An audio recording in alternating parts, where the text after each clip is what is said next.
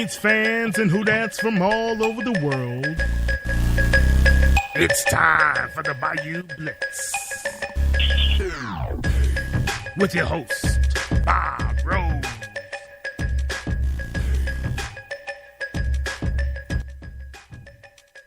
Good evening, New Orleans Saints fans of the Bayou Blitz, brave fans left of the NFL. I am Bob Rose. I am one of your co-hosts for the Bayou Blitz, and we thank you for having us into your homes and over your airwaves again on a Wednesday night. Joining me, as always, is my friend and the biggest offensive threat in Super Bowl 53, Mr. Kyle Mosley. How are you, Kyle? Just give me the rock. I'll run it. I don't have to be the offensive player of the year, MVP, or whatever they call me. Just give me the rock. I can run the rock. I know how to run the rock. Man, that has to be one of the worst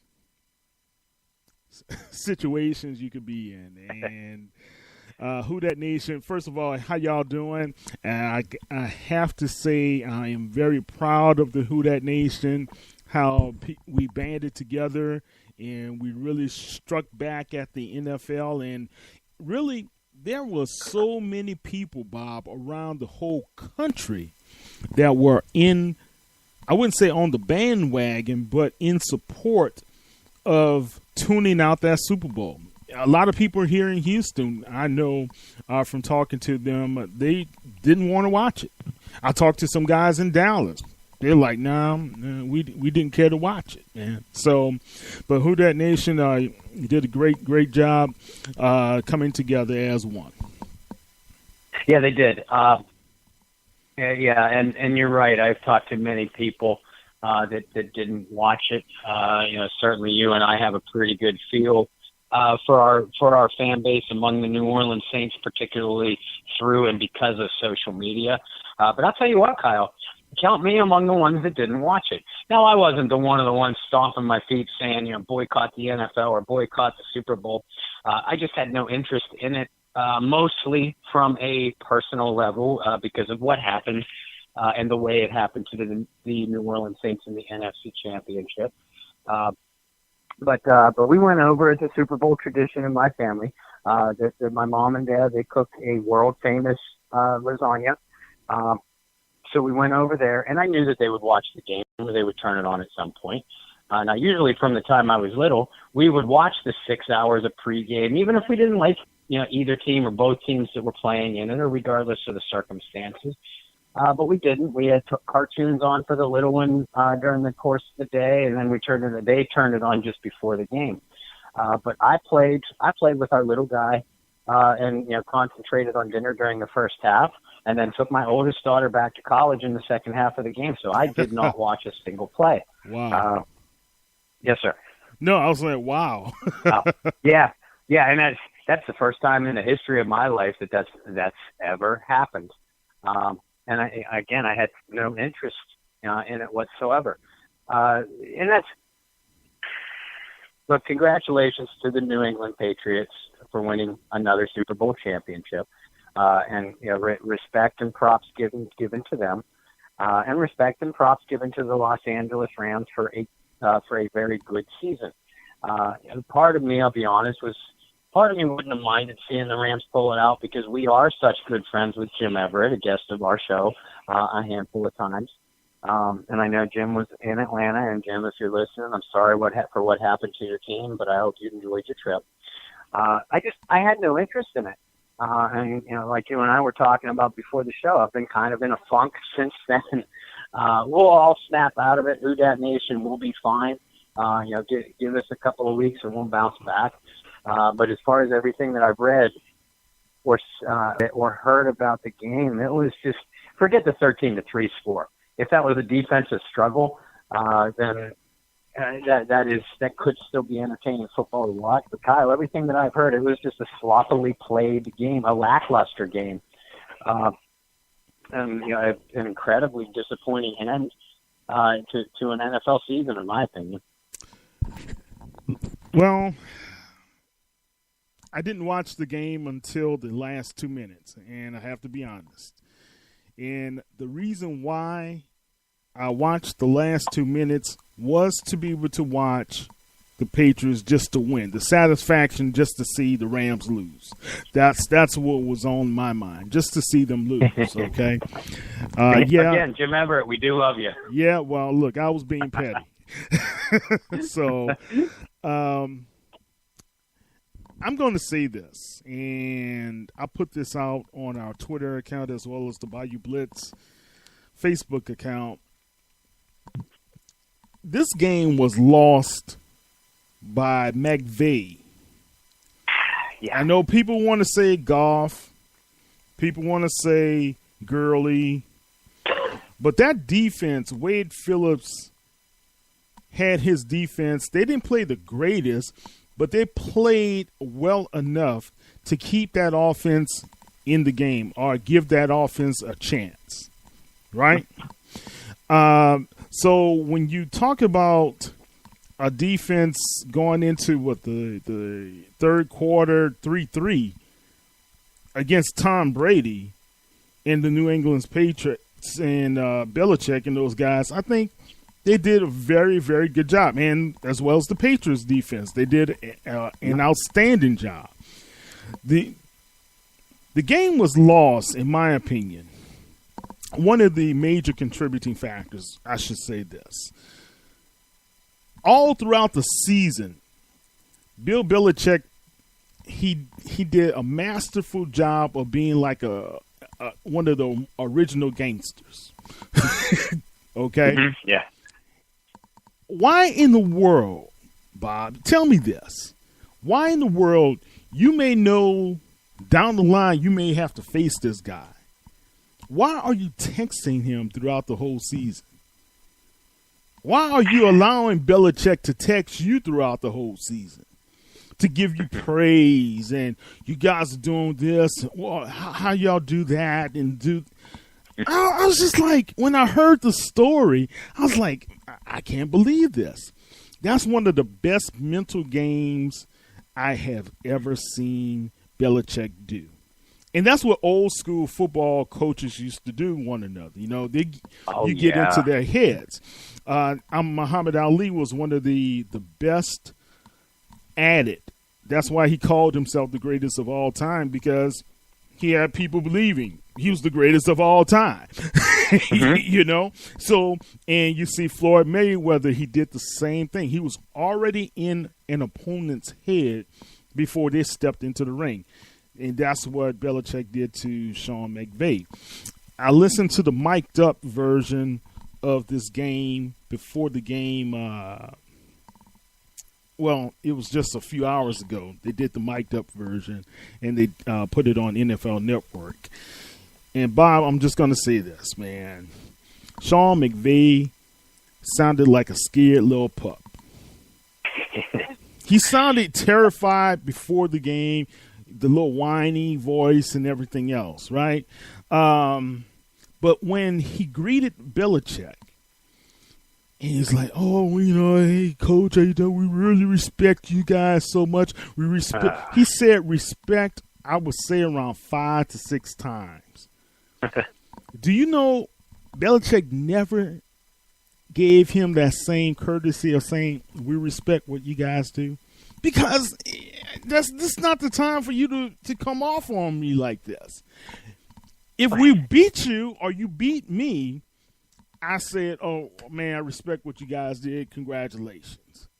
I'm not going to give you heaping a lot of praise before we go to battle. I'm not going to do it. That's what was so crazy. Go ahead. And Kyle, you look at it this way, and I've called Bill Belichick this many times on our show and other shows and my own articles. But for those Star Wars fans out there, would Emperor Palpatine bow on one knee in front of Darth Vader? No, he would not.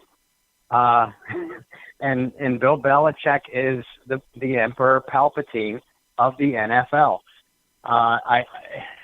Say what you will about the Patriots and how they've accomplished what they've accomplished, but the mental game and mind games that Belichick plays with pretty much the entire NFL has always caught my attention. And, you know, frankly, I'm astounded. I'm not disgusted by some, or like some are. I'm astounded because I tell you what, we have our very own coach, and Sean Payton plays those type of games with most of his opponents as well. And he comes from the Bill Parcells school, the old school mentality of mental and emotional game football. Same as Belichick. And like you pointed out with Ali or Floyd Mayweather, because I know you're a well, we're both big boxing fans, but you're a big boxing historian. Some of these contests, football, boxing, things like that, I've seen it as a track coach, done it as a track coach. Oftentimes the competition is won before that first gun or first whistle goes off. You know, Peyton himself, and again, I said this before, anybody that's never read Sean Payton's book, do it. It's a good read. It will make you laugh. It will catch your attention. You won't be able to put it down. But there's a section in there when the Saints were preparing for their Super Bowl in the 2009-2010 season, which of course was played in Miami. Peyton got together with some of his publicists. They found out that the exact route that the Indianapolis Colts were taking from the airport to their hotel. And the team purchased signage and billboards, multiple billboards, from the Colts trip and route from the airport to their hotel that said, and I'm paraphrasing because I don't have a book right in front of me, but it said something along the lines of, "Welcome to Miami, this week's home of the New Orleans Saints." Did that win the game for the Saints? No.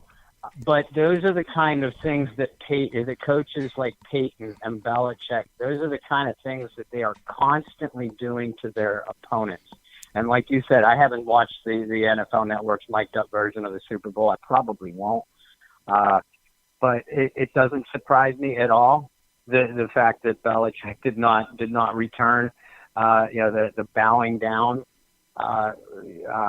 behavior of McVay. Now, even if Belichick does respect McVay, he probably did so in a more correct environment. Look, Kyle, I love you to death. You know that. You and I are pretty close friends. If you and I were facing each other in some sort of competition, say next week, we could text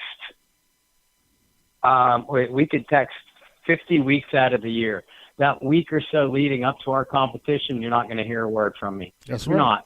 Because I'm focused on beating you. You are my enemy that week.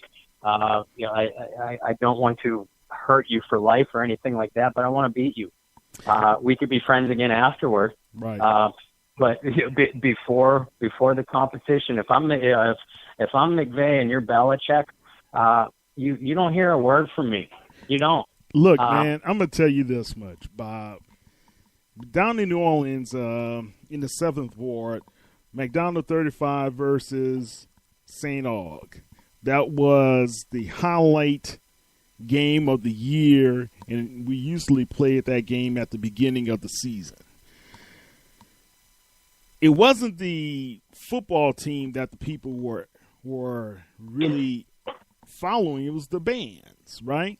And I was drum major my senior year, but the 2 prior years that we faced those guys, we split. We were 1-1 against those guys. But in our opinion, as far as our band was concerned, we dust them off the field every time, right?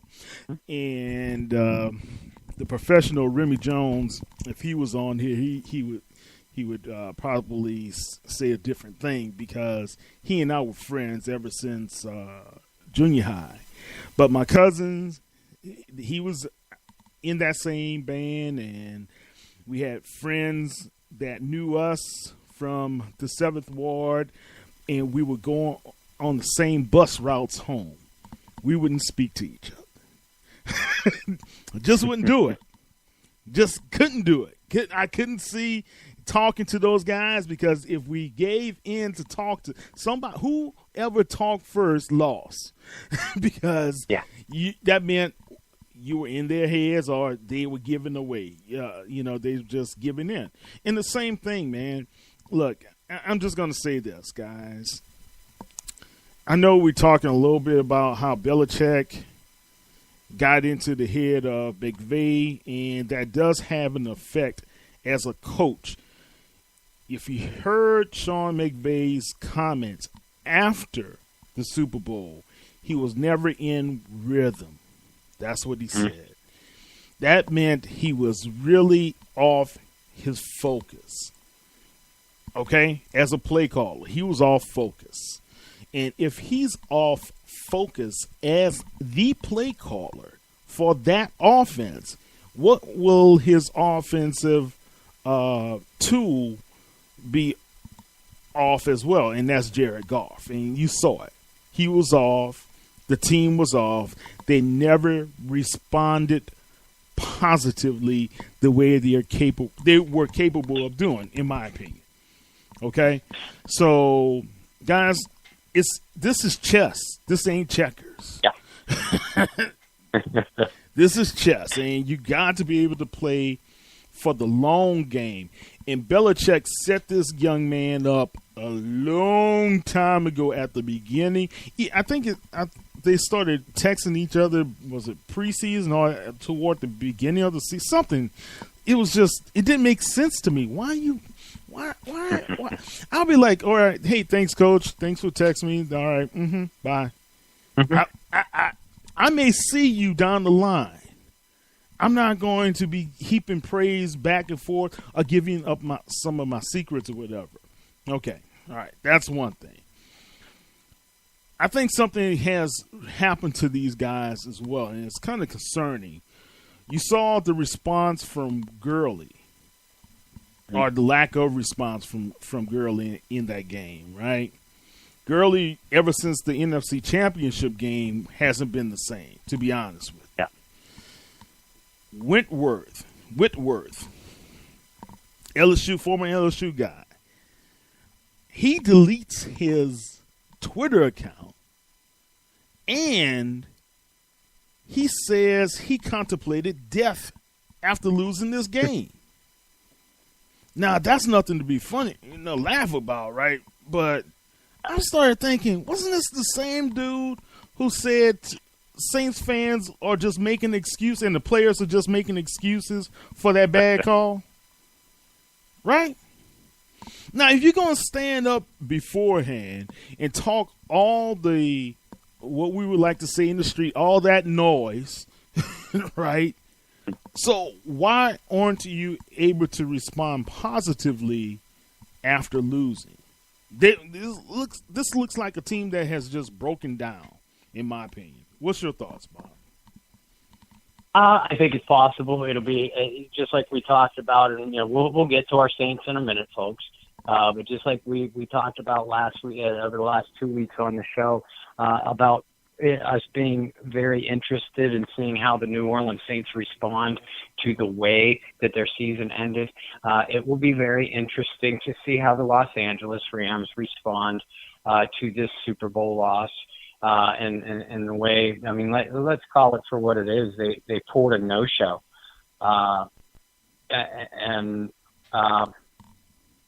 You hear some cracks in the foundation there. Gurley, Whitworth, McVay. I think they'll be fine. McVay's an extremely young coach. Goff is a young quarterback. Most of that team, outside of the mercenaries that they signed in the offseason, the core of that team is very young, and this was their first appearance on the big stage. Now, obviously, there's no guarantee that they'll ever get back, but I suspect that if they do, they would have learned from this.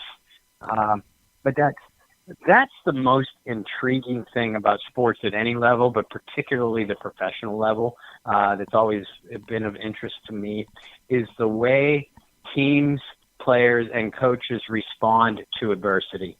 And this is what the Saints suffered 2 weeks ago, what the Rams suffered on Sunday. This is professional athletic adversity at its highest. Right. There's no more, and we're good friends with many former players, and we've talked to them about some of their more disappointing losses and how they've handled it and things like that. And to a man, they've all said that the most disappointing loss to them was the loss that they suffered on the biggest stage, whether it was a playoff game or in a couple cases the Super Bowl.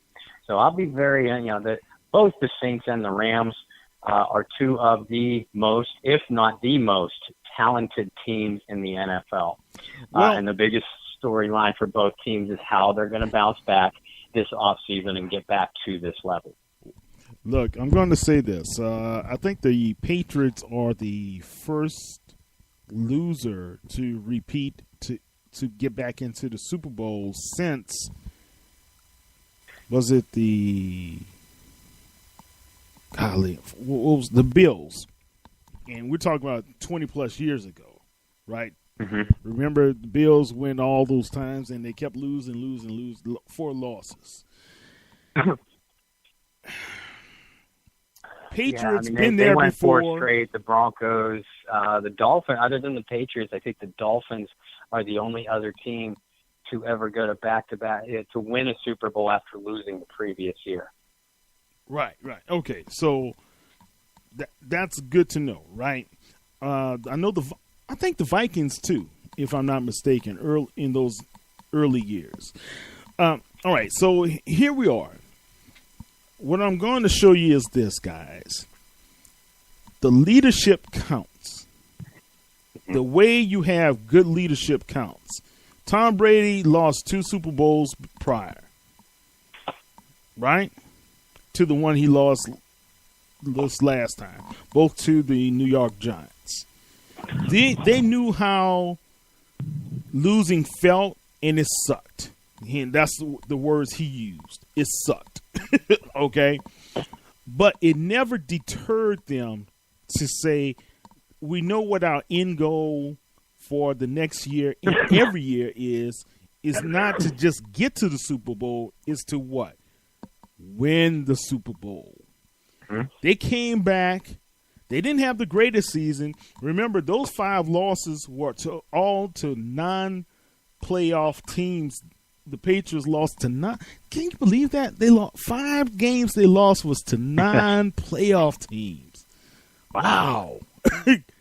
But they still get back to the big show. They still win the big show. Okay? They didn't win it convincingly, but oddly enough, this was the largest margin of victory they had in any Super Bowl. That's just astounding to me, man. So I'm saying all this to say this, Saints fans. Remember, Drew Brees, Sean Payton, they got something up their sleeve, and they got some grit in their character that is going to say we're getting back there. That's why I believe, man, if the Saints can be able to hold on to the important nucleus of the team and stay healthy with the guys that are highly important to the team. Of course, we got some holes to fill, right? But if you look at the Saints as a whole, all the other moving parts can be filled in properly if they, they're going to have to do some strategizing. They're going to have to do a couple of contract restructuring. Mark Ingram, in my opinion, is one of the most highly critical parts to this whole puzzle. That's my opinion for the Saints. But going forward, man, I know it's going to be a challenging season for the Saints because we have some challenging teams that we have to face, and we got some rising teams in the NFC that they want this thing just as bad as we do, and we've got to always remember that. Those boys up in Chicago, they want it, right? Seattle, they want it. We got our own Carolina Panthers and Falcons. They want it too. And your boy Aaron up in Green Bay, he wants it as well. So, there are a lot of good teams out there, and when we put everything in perspective, Bob, I really do like the fight, and I like how this whole situation galvanized the Who Dat Nation. I really do. And that showed that we have the greatest fans and fan base in the National Football League to be a small market team. And we mentioned it. We've talked about it on the show here and throughout different conversations over the last couple of weeks as we've done our season wrap-up. This team, this New Orleans Saints football team and coaching staff, they have built themselves for success over the long term. Now, in this free agency era of football, the long term might only be 3 to 5 years of solid, sustained success before another mini rebuild. But you look throughout the roster. Now, let's take Drew Brees out of the equation for a second. Let's ignore the quarterback position for a second. Cam Jordan, Mark Ingram, if they can retain him, and we'll get to him in a minute. Next to Brees, Ingram and Jordan are the two elder statesmen of this team. They are about 29, 30 years old, if even that old. They are right now in the prime of their careers. Then you look beyond those gentlemen, and you look at Michael Thomas. He just completed his third year. Von Bell, third year. Marshawn Lattimore, Alex Anzalone just completed their second years. Same with Alvin Kamara. I could go down the long list, and believe me, there's about 25 to 30 players on this team that had just completed either their second or third year. In other words, they're all 25 years old or younger.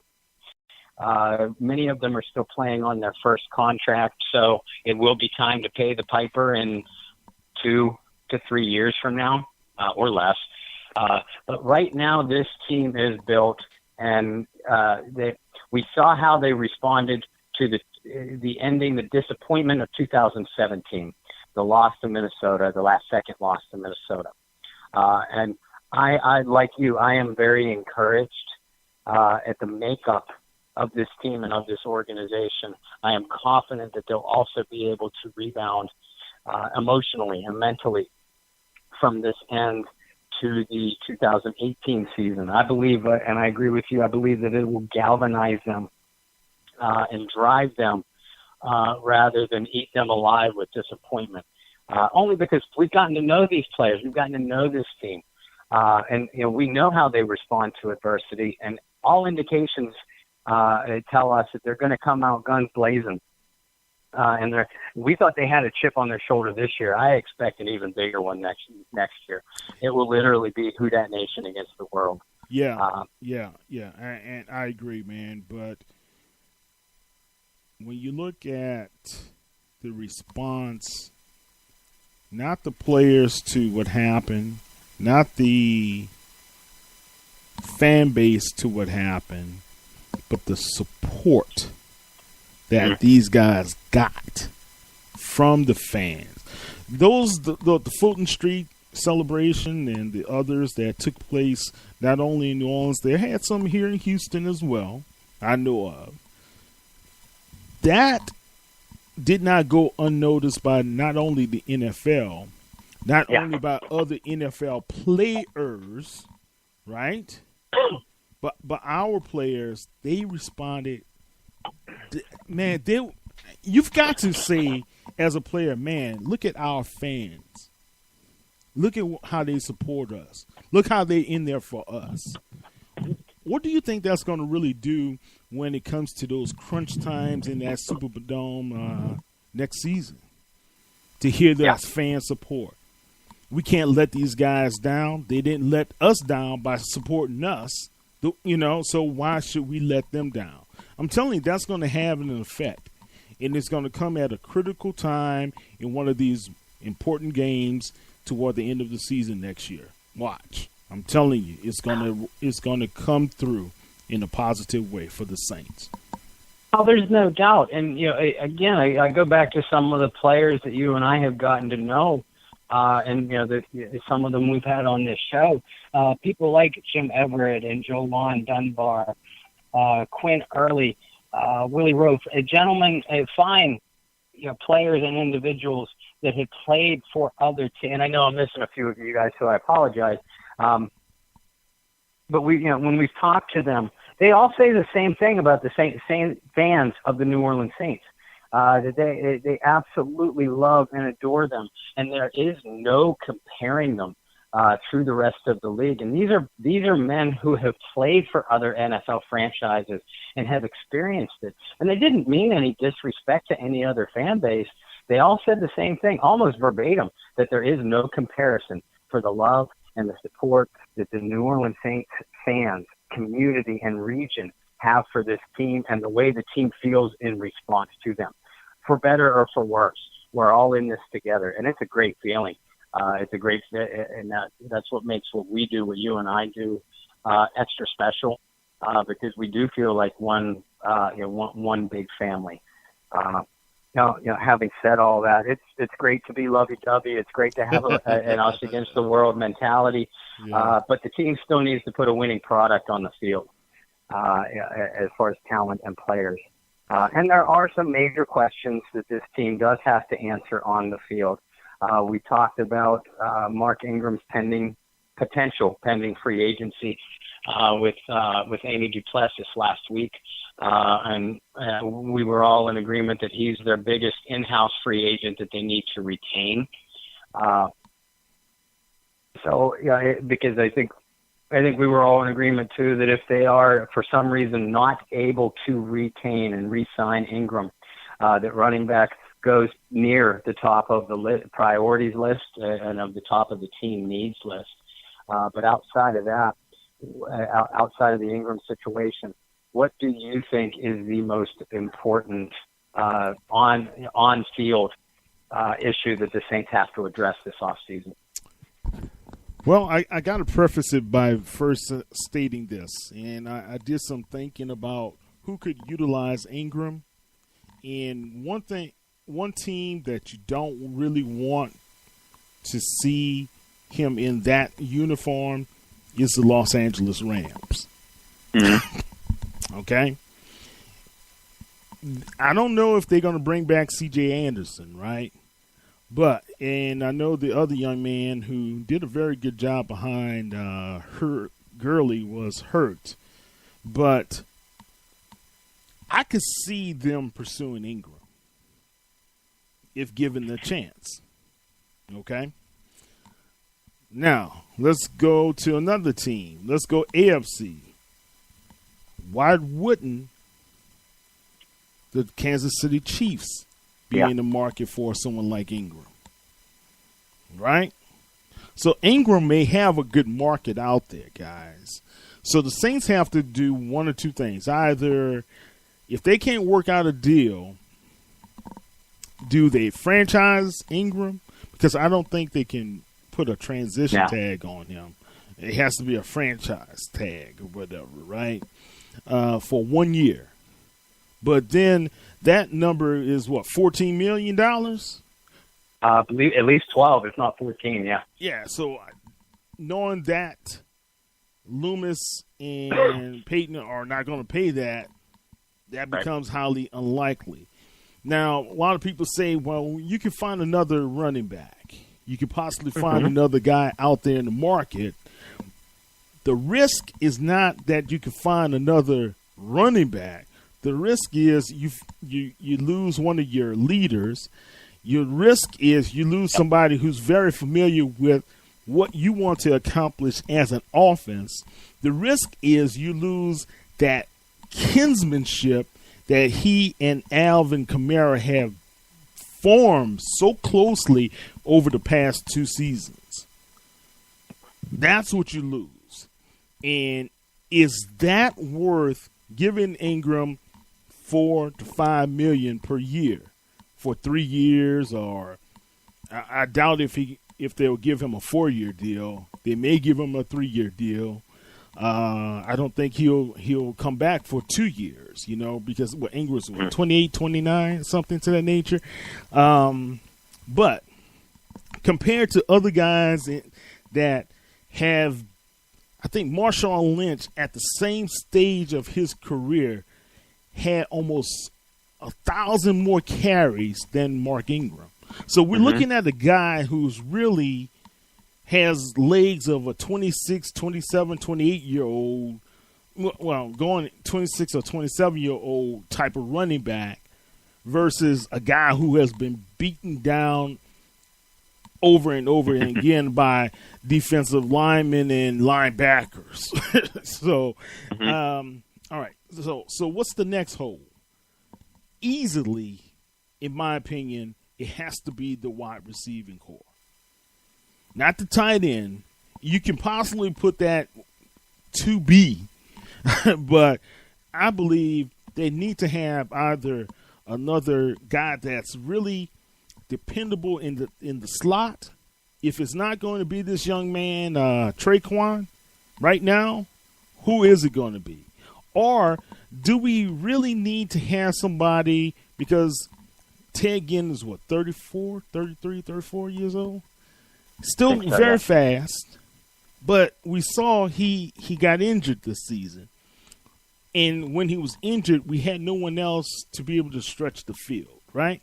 Mm-hmm. We need to have somebody who is going to put some fear into the defensive backfield of our opponents to stretch the field. All right? So do you go – you probably can find a good slot guy. Randall Cobb's out there. Golden Tate is going to be on the market. You know, Philly hasn't really committed to re-signing him yet, you know. So you got some options out there if you want a veteran guy in the slot. Tight end has to be addressed, man. Watson's gone. Josh Hill, I believe, and I'm kind of amazed I'm saying this, Bob, but I believe that was one of the biggest losses for the Saints in that NFC Championship game when he became concussed, you know.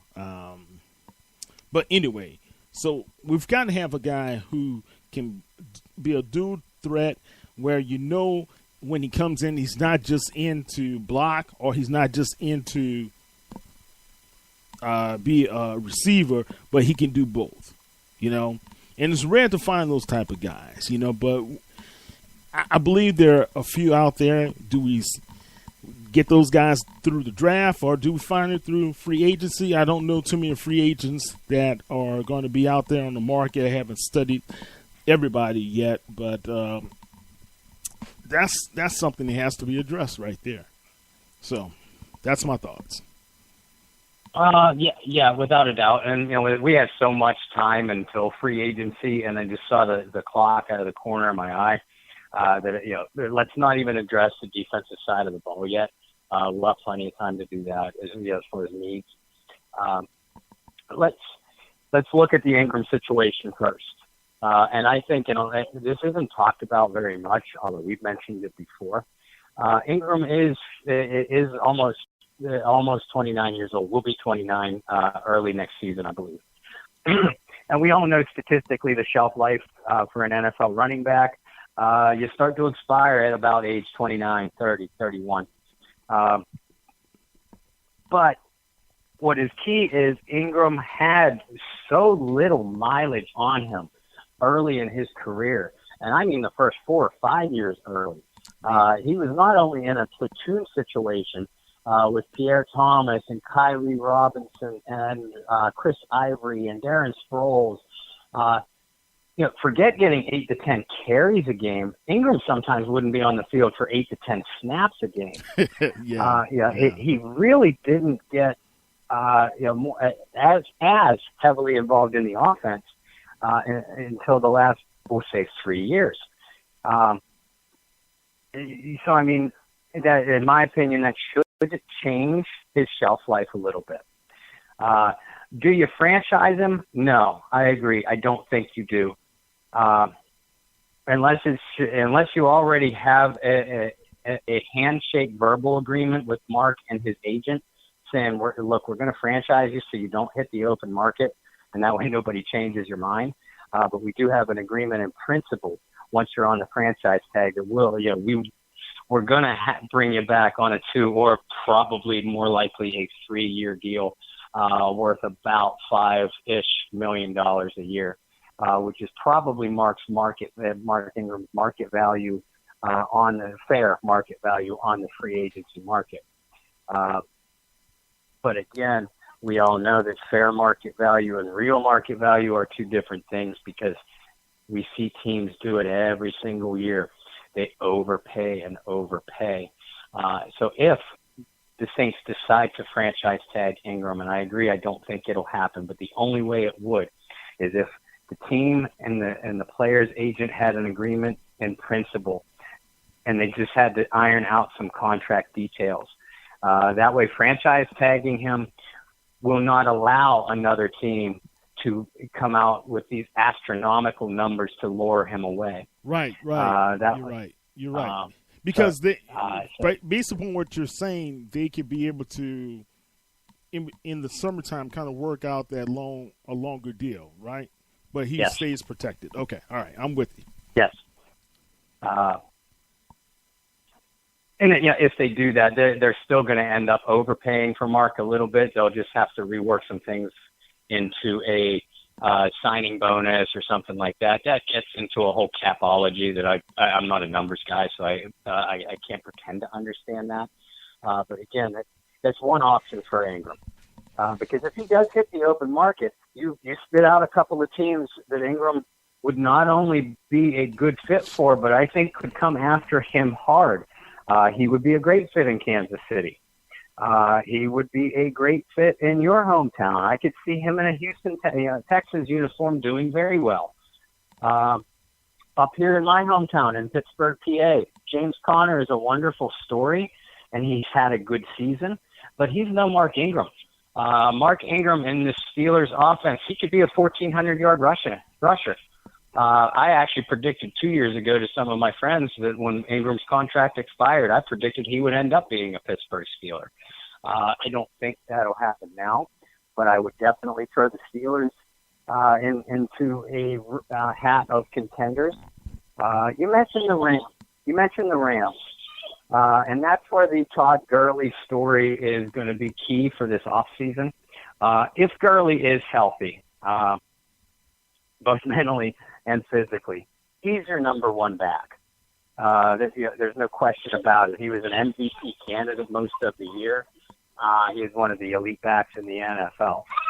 So I can't see Ingram going from the Saints to the Rams, knowing that he's not only going to still have to share backfield time with another talented back, but he would probably get less opportunities with Gurley than he does with Alvin Kamara. Well, here's why you make sense, but here's why it could make sense also.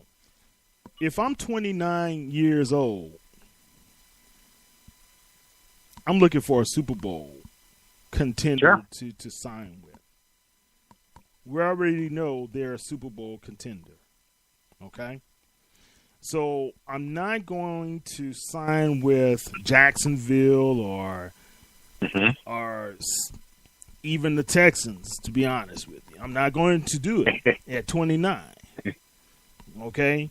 I can see, let's say, Seattle. They have a pretty nice little decent guy at running back, that rookie that came in, and the other young man. So Seattle will be out. If you look at who else is out there, you wouldn't sign with the Ravens. That would be a no-no. You wouldn't sign with Cleveland because they have somebody already. There's not many places out there that you could say you're going to sign with a contender other than those two guys. With the Vikings, who do they have? Not with, the guy's name escapes me. Said Dalvin Cook. Okay, well, they can complement one another. Dalvin is the speed guy. Mark is the BAM guy, right? Mark is not going to be the full – I'm sorry. Mark has proven in his career, and maybe fans will be angry with me, and Mr. Ingram, please don't be angry with me also, but in your career, you better when you have a complimentary back to go with you. The only places that have good complementary systems will be L.A., New Orleans, and the Chiefs. And now, and there's a possibility the Steelers, right? Because they're think about him and Connor. I mean, that would be a pretty good 1-2 punch too, right? So those are the only ones that make sense to me. I mean, when I look at what about New England? Well, New England has Sony Michelle and the other young man. So they're doing White. White is doing pretty good. So that's not going to happen. So no one else I feel comfortable with in the whole league who would make an offer to him that would give him more than probably $5 to $6 million a year. The Rams are the only team that I would really say would be willing to overpay right now. That's the only reason why I say the Rams make a lot of sense. Yeah, but again, when I said that, I was putting myself in Ingram's shoes, and you're right. He does. He wants a Super Bowl ring. We know what a competitor that Mark is, but he also likes to be. Now, he's not a diva. He's never carried himself that way anyway. He's not demanding 20 to 25 touches a game or else, but he does want and he does believe that he can be a vital part of any offense in pursuit of a championship. And he's right. I mean, he's proven exactly that. Is he an elite back? Is he an Ezekiel Elliott, a Todd Gurley at his best, a Le'Veon Bell? God, I hate that guy, but no. But Ingram's probably the next tier down. I didn't even think about the Cowboys. They could be in the market.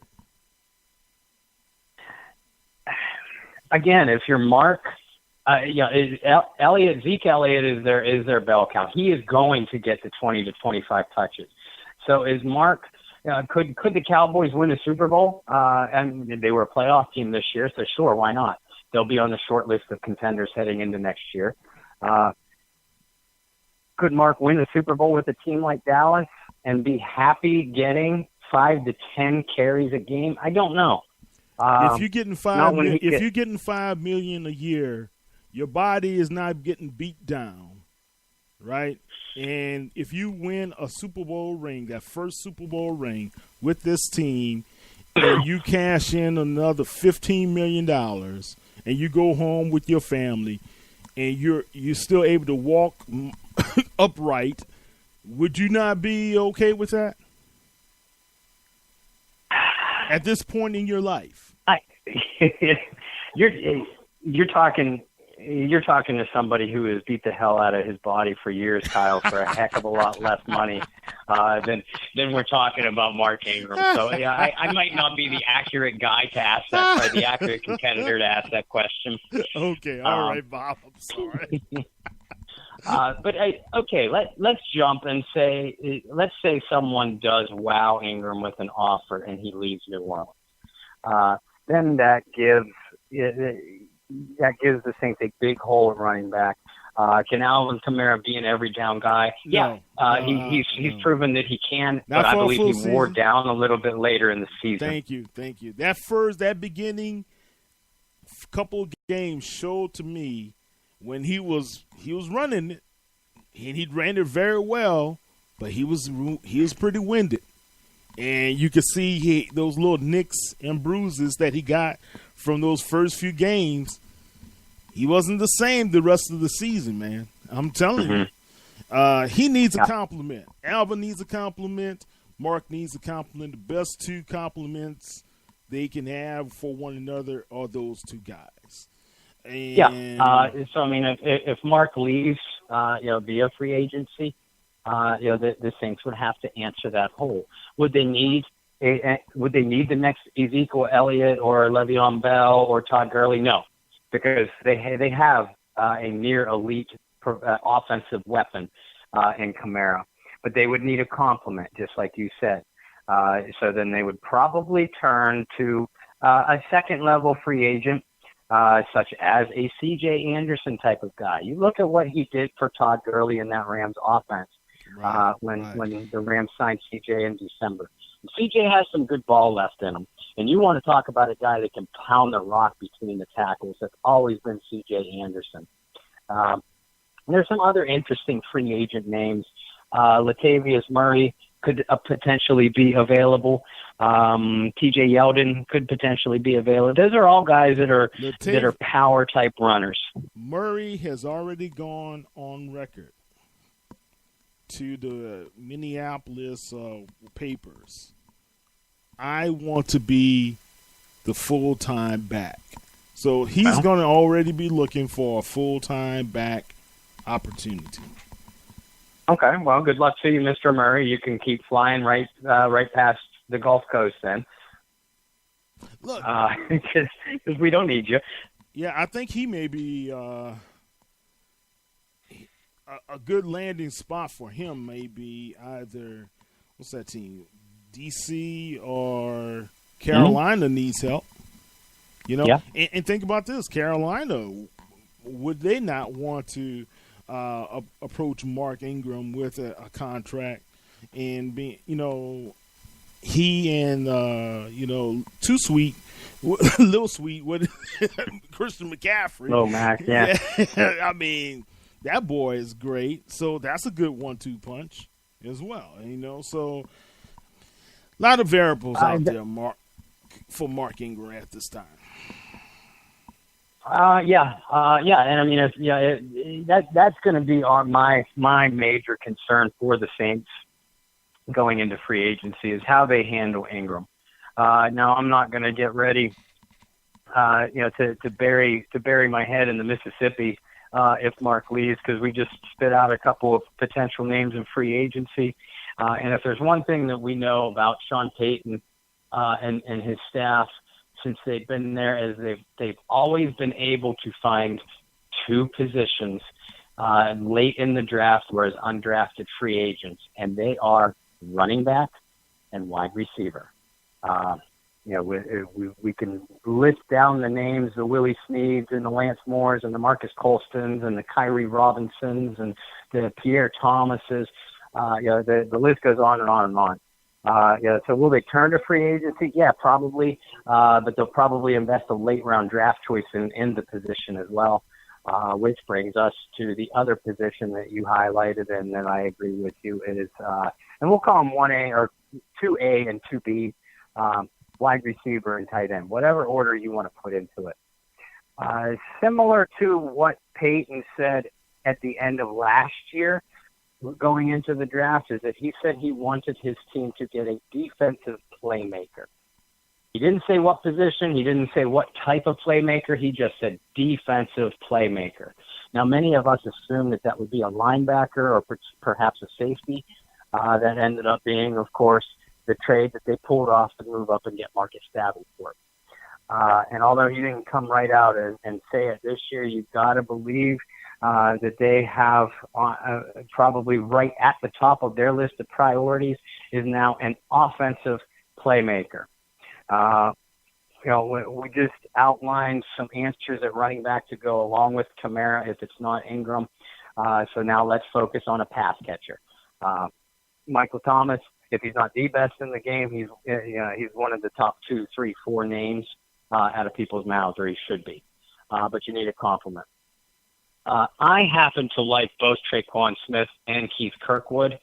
I like some of the things that they did this year, but they were really inconsistent, frustratingly inconsistent. And you need a dependable guy that is a capable slot guy or an unquestioned number 2 receiver, something that the team does not have. Could it be Traquan or Kirkwood? It could be. But they need another person in there as well to make me feel more confident, whether it's a tight end or wide receiver. We expect them to address both positions fairly heavily in the draft, but you spit out a couple names at receiver. Golden Tate is very interesting. Randall Cobb, he would cost some money, but I think he would be a great fit. I always have loved 2 guys, Jermaine Kearse out of from the Jets, and Adam Humphries from the Buccaneers. So there's quite a list of names that I would like to see them at least kick the tires on in free agency. At tight end, we've seen some of our people that cover the team say that the free agency tight end market is thin. I don't know about that. I mean, I don't think that they're going to overpay for anybody anyway. But a guy like Max Williams from the Ravens, who's had some injury problems, but is one heck of a pass catcher. Nick Boyle also from the Ravens. Clyde Warford from the Jets, or Jesse James from the Steelers. They're both solid blockers and could be a real threat in the slot. So there's some guys that I'd like to see them target both at tight end and wide receiver in free agency. Because we know, in the first 2 days of the draft, they have one selection.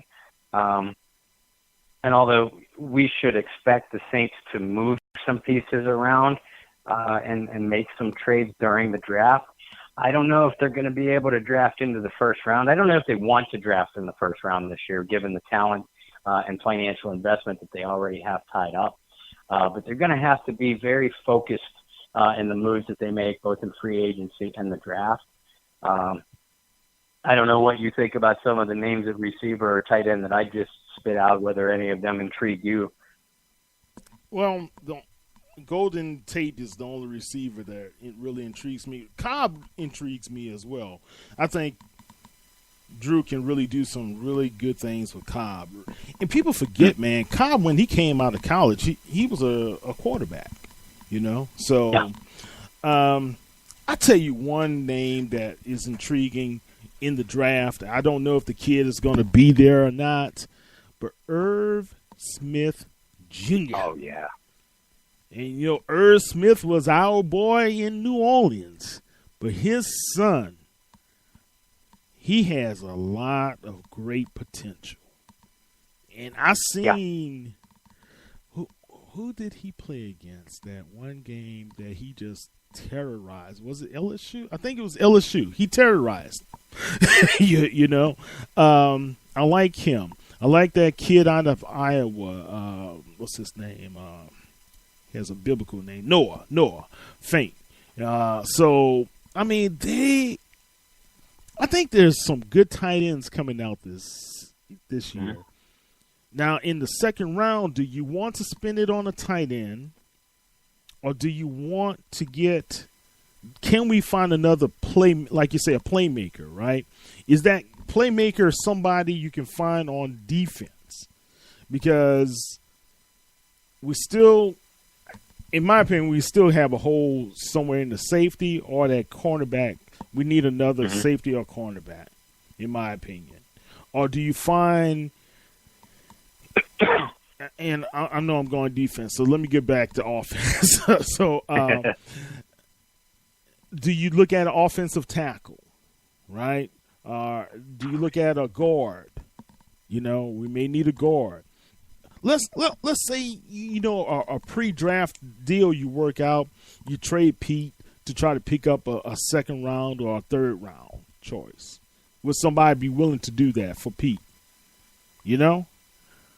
I think, two second rounders might be good. I know. I'm just thinking. Sometimes you got to really consider, because next year, do you want to pay Pete a big contract after next season? So those are the things a lot of GMs think about. Because you got Kamara waiting for a new deal. You got a couple other guys who are going to be sitting there.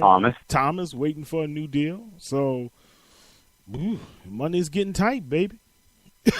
So, those are the things you think about, man. Now, I think through the draft, you can address some really, because you got some nice offensive tackles and guards that are out there as well, man. So, will New Orleans be able to pick up some extra picks somewhere by trading somebody or finding a way to be able to allocate some new picks through a future trade or what have you?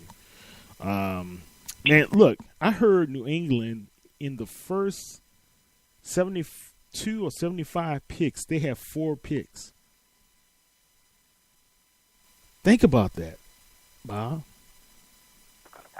And that's people talk about the Patriot way. Well, that is the Patriot way. Hey. Wow. Yeah, it's not unusual for them to have multiple picks within the first 2 to 3 rounds. First 75 picks, you got 4 picks. Wow. Well, what happens to not this past draft, but both of the previous 2 drafts?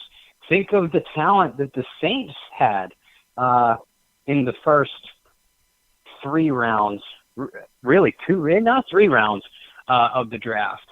The 2017 draft. They brought in obviously Lattimore. They had 2 picks in the first round. They had Lattimore and they had Ramczyk. They had their second round pick. That was Kamara, was it not? Yeah. Third. Was he and second? And then they had 3 third round picks. Right. Trey Hendrickson, Anzalone, and Hendrickson, Anzalone. Oh, Marcus. No, that was Kamara. Kamara was the third round pick. Marcus Williams was the second round pick. Right. So that's 2, 3. That's 6 picks in the first 3 rounds. The year before they got Tom. They had their first round pick, which was Rankins, if I'm not mistaken. And they had 2 second round picks in Michael Thomas and Von Bell. So just because if the Saints do end up going without a first round pick this season, and I think it'll be difficult to move into the first round. It wouldn't surprise me if they parlayed some future draft picks to get another second round pick or a third round pick, because we've just, in the last few years, we've just listed down some of the talent that they have brought in. And like you said, looking at free agency contracts beyond this year, Thomas, Bell, Kamara, Pete, Ramczyk, they're all going to come up. Mm-hmm. You can't afford to pay them all. Odds are we're going to lose at least a couple of the guys that we've on Bell, Lattimore. Odds are that we're going to lose at least a couple of those guys. And the ones that they do retain are going to be a much higher contract. And what's that do, Kyle? We've seen it. It handcuffs your salary cap. Exactly. And what you're able to do with maneuvering for your future. Yep. Now we've seen this team be able to climb themselves out of salary cap hell, but they had to do it through the draft. And they did it. They ended up in salary cap hell because they did what? They overspent in free agency. And they didn't spend wisely either. The last couple of years, we've seen a different approach. We've seen a fairly big contract paid out to Demario Davis, but again, they identified that as a need, and they went after it. They didn't necessarily go after a veteran big name, but give kudos and credit to the scouting department and Jeff Ireland and the rest of his staff to identify, okay, this is the guy that's going to fit into our system. We're not going to overpay for a big name. This is the guy. He's still young. He is still entering his prime. And we saw what Demario Davis was able to do for this franchise this year. So Saints fans, will we see any big giant names become New Orleans Saints in free agency this year? I doubt it. Due to the reasons that Kyle and I just listed.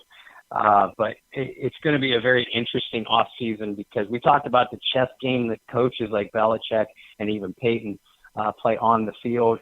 The same kind of things go on in the front office, moving around salary caps and salaries and player contracts. So it's going to be very interesting to see this entire offseason what happens with a few of these names on this team. Well, I'm going to say this, man, and hopefully I'm wrong, but I think we're going to lose somebody through a trade. I feel it. I do. I really, and I don't know why my mind keeps going back to Pete, but it does, man. And I'm just thinking about a young talent that still has a market value because of his size and his ability. Somebody needs a guard out there. There's going to be a team that needs to have some protection for their quarterback, So don't be surprised, man, because we really think about it. A.J. Klein did a great job coming down the stretch, but after next year, I think his contract's up, right?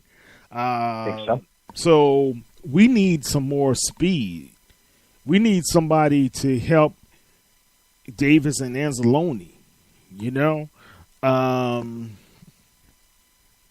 what was that other guy? We need another safety, man. Kurt Coleman's not the answer. And you said Von Bell is on his last contract year as well. I mean, so there's so many pieces that we can go down the line, and I know we're out of time, but I know this much. Something is going to happen. There's going to be some maneuvering. The front office with Ireland as well as Loomis have to be able to make some moves to be able to look at what's going to happen in the future. I don't know who it is, but I do know if they decide to move on and allow Mark Ingram to check out the market, what's going to happen in the market, and he leaves the Saints, they don't get a chance to get a compensatory pick until the next year, right? So I believe you're right. Yeah. So if you have a win now mentality, I think biting the bullet for Mark Ingram is going to have to be your cost. If you have, let's see what's out there on the market, man, I don't know. I wouldn't take that chance with the chemistry that you have already. That's all I'm saying. Okay, don't upset the chemistry. All right, Bob, I got to run, but, man, tell everybody how they can be able to follow you and your work on the internet and the web. Well, it's the same thing, right? Internet and web, right? Yeah, it is. Us old people, you and I, we call it two separate names. So, I'm sorry. That's funny. That's okay. First of all, and I know that I speak for you too, Kyle, we would like to thank each and every single one of you, at our guests, at our followers, our listeners, for following us and supporting us through our almost first year of the Bayou Blitz. We first aired at the end of March, but this was our first football season doing it, and I enjoyed every moment with you, sir. Kudos. Yes, you did a great job. Thank you. Learned a lot. We had a lot of fun, made a few friends, but we want to thank you, all of you, for your support. Kyle and I are talking before the show. Guys, we're beat up. We're drained. So we're going to take next week's Valentine's Day. To be precise, next Wednesday is Valentine's Day Eve. So instead of giving your loved one the present of the Bayou Blitz podcast, we're going to let you celebrate. Kyle and I are going to take the week off next week for sure.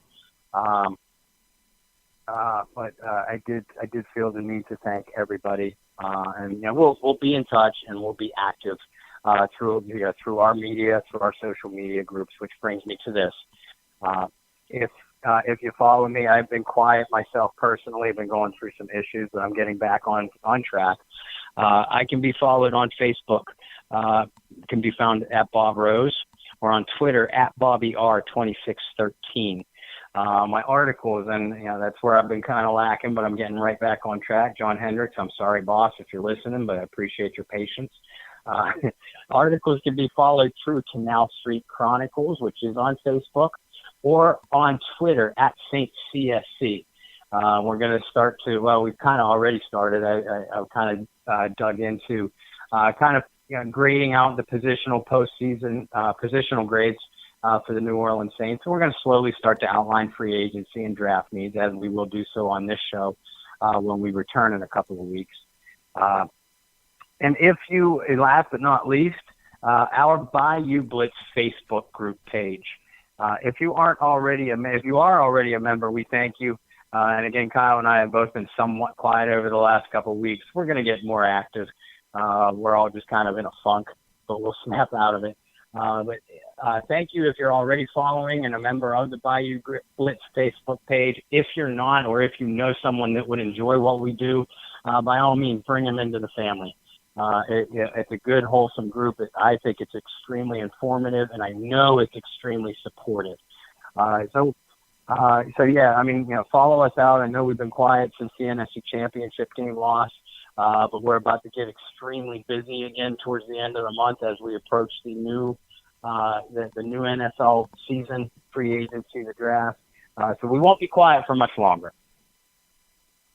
Yeah, we won't be quiet. And also, don't forget, you can check out everything we do online at www.saintsnewsnetwork.com with Barry Hurstis and his featured columns, as well as you can follow the podcast from the Bayou Blitz, as well as many others in the Who Dat Nation at www.saintspodcast.com. This is Kyle T. Mosley of the Saints News Network with Mr. Bob Rose of the Bayou Blitz. Bob, say hello to Mr. Will and Miss Lauren for me, and kiss them and hug them and say, "Who dat?" and tell Lauren, take those Steelers shirts off. That's not a good look. But anyway, man, Who Dat Nation, you hang up. Look, hang in there.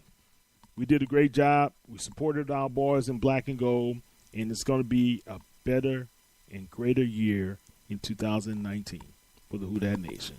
You guys take care. Take care. And AD, sorry to see you go, babe. I know you're going to be gone pretty soon, but see you later. All right. We'll talk to you later. Bye. Who Dat?